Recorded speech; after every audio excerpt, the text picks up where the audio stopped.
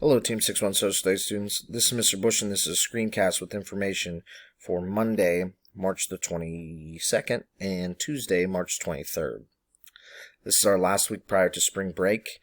We carried a few things over from last week with the Alexander the Great activities. So I wasn't super pleased at the amount of work completion from last week. So it was pretty evident to me that we needed a little bit more time on Monday and Tuesday of this week to finish the Alex the Great activities. So when you go into Monday's folder for the Alexander the Great assignment, there are just a few directions that reference you back to last week's Alexander the Great document analysis and Alexander the Great letter assignment.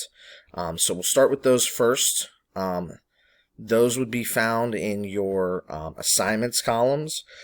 Those were the activities that looked like this. So this was the document analysis where students had the color-coded readings below. And students just needed, most students just need more time to finish this up. So as I went in and I saw a lot of students, that had like 4 of the 6 done or 3 of the 6 done.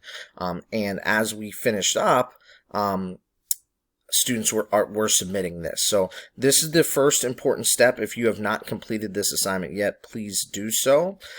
If you need more assistance on how to complete or examples from that, please see my screencast from last Thursday, which would have been the 18th of March, where I really went into depth in explaining this assignment. So students finished this up, and then I told them once they finish, to please check to make sure that they completed the Alexander the Great letter assignment. And once again, the directions say you're going to write a letter about Alexander the Great. You will prove whether he was a good or bad leader. You'll be using notes gathered from class, videos, worksheets, and our discussions.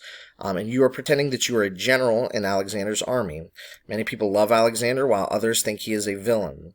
You're going to write a letter home to a friend or family member to argue a point of view whether he was a good or bad leader. For full credit, be sure to use at least 2 pieces of evidence from the Alexander the Great document analysis assignment, which was the chart assignment that we were just on. So students will use 2 quotes to support their answer to the Alexander the Great letter. So I gave students the opportunity Monday and Tuesday to finish those 2 things up from last week. And that's been very helpful for students. If students are done and you are waiting for the rest of your classmates to catch up, I put a video in the folder called Alexander the Great, and it is an Edpuzzle video. This video is a little bit longer, so this gives students the opportunity to kind of review and preview some new things with Alexander the Great. So, like I said, that video is about 20 minutes or so, and it has some questions that goes with it.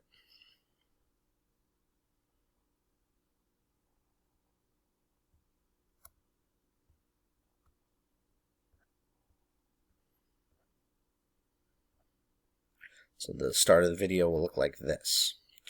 Then on Tuesday, we basically did the same thing in that I wanted students to finish the Alex the Great chart assignment, the Alex the Great letter assignment, and then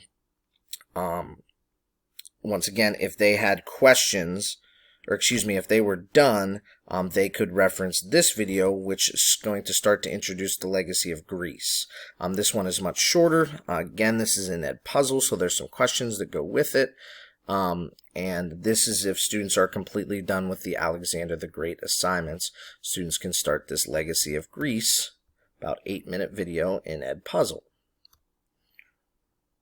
And this is what that looks like as well. So that's what my expectations are of students as we go forward. And then on Wednesday, students will be introduced to the Legacy of Greece chart assignment and the Legacy of Greece poster assignment that goes with the chart. So I look forward to seeing everybody on Thursday during their live Google Meets. And if you have any questions as you're working throughout the week, please let me know. Have a good day, everybody. Talk to you soon. Bye.